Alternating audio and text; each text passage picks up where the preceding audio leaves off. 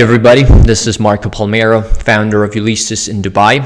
In this video, we're going to start a new series called Deal Reaction. And in this series, I'm going to pick specific acquisitions that are happening around the world or that happened back in the day, and I'm going to analyze them. I'm going to dive a little bit deeper into the reasons why certain companies decided to buy businesses and how they use these acquisitions to achieve their goals, grow, or expand geographically. Of course, this is supposed to be a very open interaction, so I'll be happy to hear your thoughts on the acquisition in the comment section. And also, if you want to add something to this, I'll be happy to hear from you. So make sure you write down your comments if you have something that you want to discuss. In this first video, I'm gonna talk a little bit more about a deal that is kind of dear to me because it's from Pure Health. Which is substantially a company located in the United Arab Emirates. It is owned by ADQ, which is the Abu Dhabi development holding company.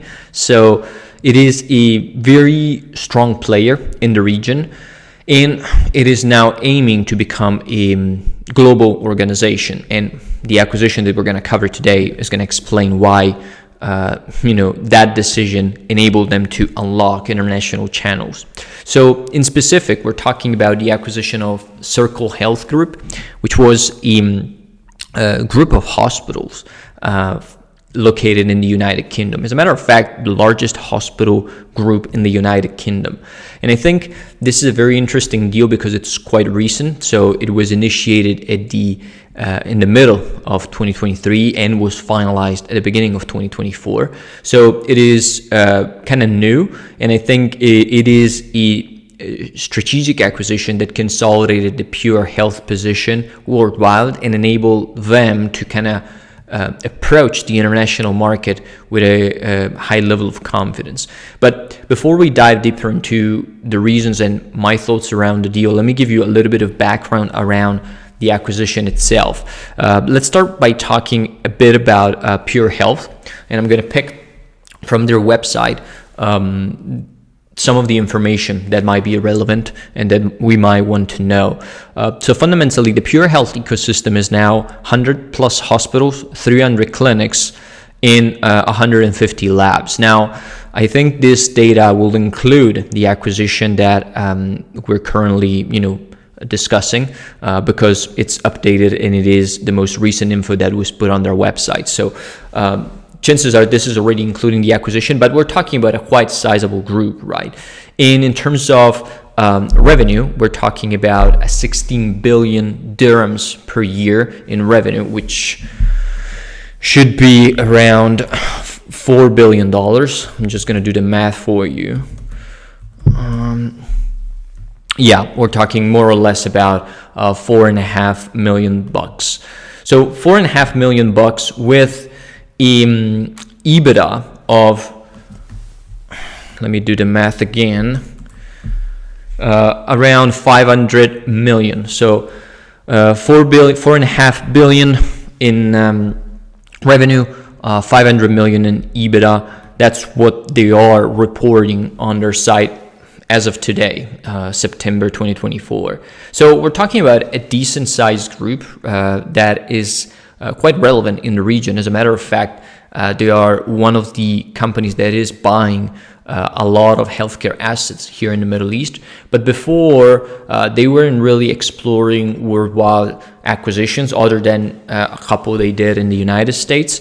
And so I think what is important to look at when it comes to this particular acquisition is the idea of Pure Health of going beyond the Middle East, right?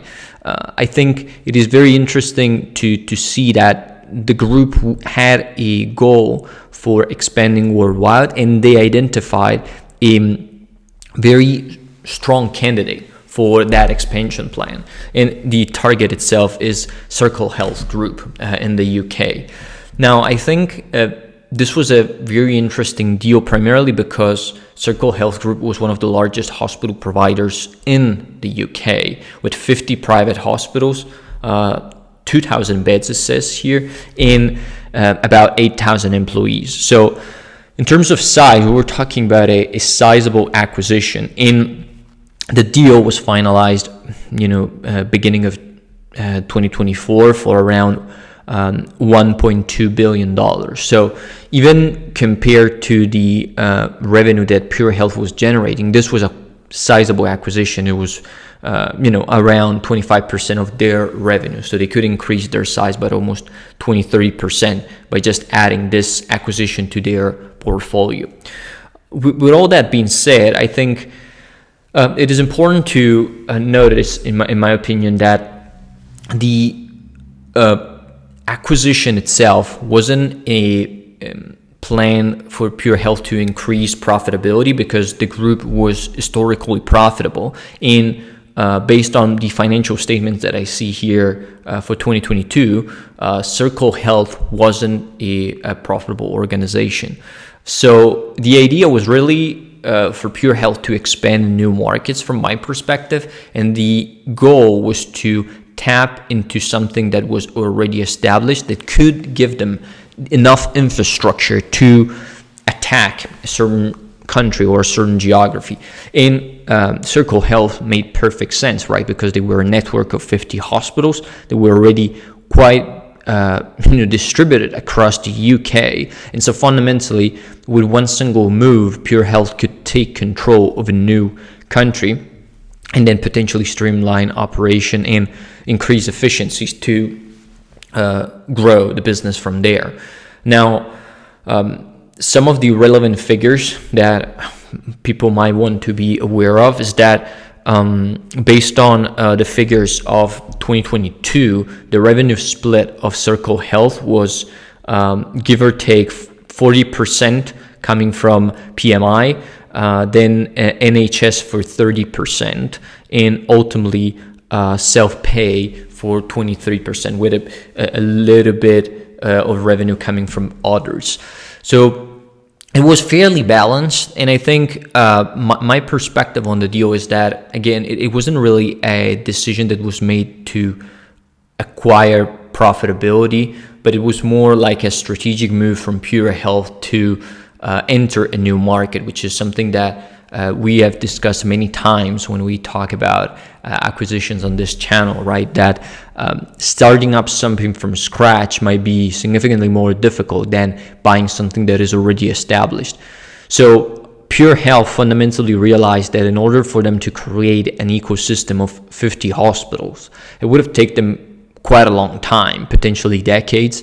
And even if they were to acquire one single hospital at a time and then create this network in the UK, it would have been a pain in the ass fundamentally. And the acquisition of a portfolio of hospitals that was already well established, as it is Circle Health, made perfect sense, because it enabled them, one, to save time and resources in building up these operations or acquiring smaller ones, but at the same time tap into an established network that was already synergizing, right? They didn't have to do all that work that was necessary post-acquisition, because they already had a system in place, and they could just start managing that business and potentially grow it from here and from there. So I'm thinking out loud here, but my perspective is that for Pure Health, this was a strategic move to expand internationally, and it was a well thought out move to kind of like gain a good reputation in a reputable position in the market without wasting a lot of time buying smaller assets, right? So potentially they identified the UK market as being a very good market and a market they wanted to be in.